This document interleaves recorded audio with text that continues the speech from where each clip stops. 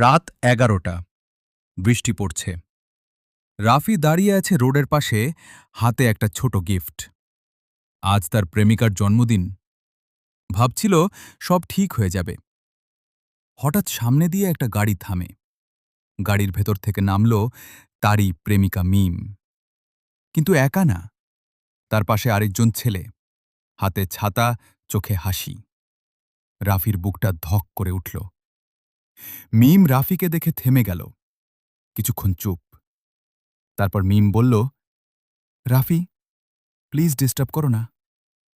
রাফি কাঁপা গলায় বলল, এটা কে?" মিম চোখ নামিয়ে বলল, যে আমাকে সময় দেয়। তুমি তো শুধু বিজি ছিলে। রাফি কিছু বলল না, শুধু গিফটটা এগিয়ে দিল। মিম গিফটটা নিল না, বলল, তুমি ভালো মানুষ, কিন্তু দেরি করে ফেলেছ। তারপর মিম চলে গেল। আর রাফি দাঁড়িয়ে থাকল বৃষ্টির মধ্যে, গিফটটা হাতে আর চোখে পানি। শেষে রাফি শুধু বলল, ভালোবাসা হারায় না, ভালোবাসার স্যার মানুষটাই বদলে যায়। শেষ লাইন, আপনি কি কখনো এমনভাবে কাউকে হারিয়েছেন?